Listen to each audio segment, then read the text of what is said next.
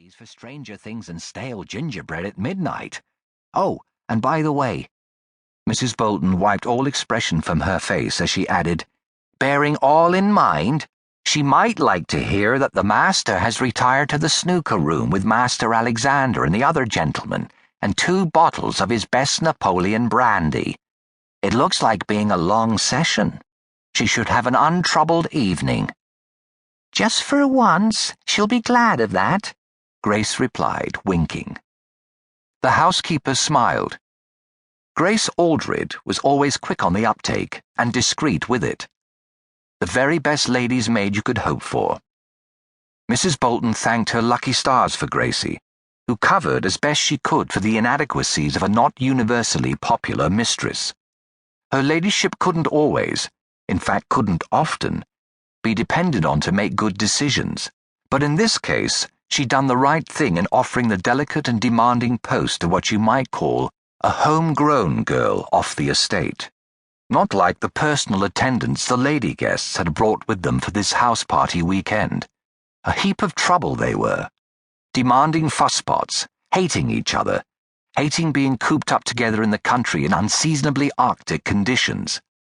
Unlike their ladies who, for the most part, were as good as gold and content to gossip in corners over their embroidery.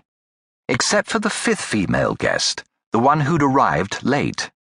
She'd turned up by taxi all the way from Cambridge, if you please, gadding about the country like some Zuleika Dobson. Who on earth was she? No one seemed to know. No friend of the mistress, that little Miss Mystery, the footman had reported knowingly when called on to shed some light on the problem at the end of dinner. Leaning close to ladle out the soup, the footmen were always the first to assess relationships and get a breath of scandal. You're wrong about that, Mrs. Bolton. At each other's throats through the last 4 courses they were. All her ladyship's fault. You know what she's like. Did her best to bomb the poor little person out of her trench, but when she finally managed it between the sole and the cutlets, she wished she hadn't. Got as good as she gave. Better. But watch out. You wouldn't want to get caught between those 2. Trouble. With a bit of luck, the lassie will pack her traps and buzz off back to Cambridge before we get to the hair-tugging and eye-scratching. A puzzle. A young, unrelated single girl of undeniable attractions could not possibly be here as a guest of the master. And yet she appeared to be at daggers drawn with the mistress. Most unusually, the young woman had turned up unaccompanied by male escort or lady's maid. When Mrs. Bolton had offered the services of young Rosie to do the necessary, she declined them.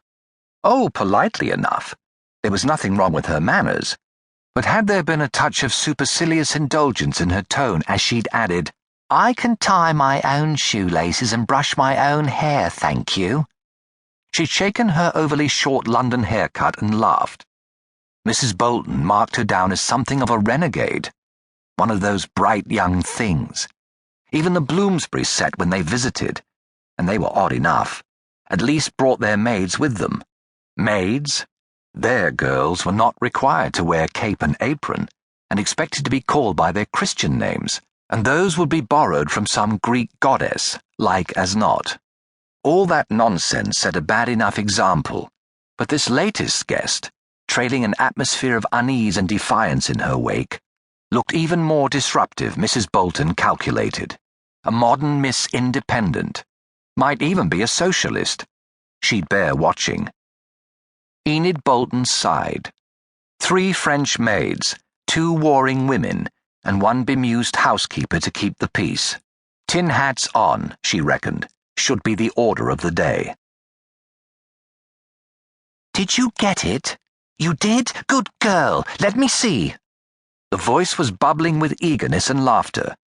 Grace's mistress, sitting in silken pajamas at her dressing table, put down her hairbrush and examined the contents of the supper tray. She tilted her nose in exaggerated scorn at the square of brown, spongy cake. So that's gingerbread. Are you supposed to eat it or bathe with it? I'll take the cocoa, thank you, but this offering you can put over there on the table by the window. That shall be our laboratory, our home pharmacy. I want you to do the mixing. I can't be doing with the stink.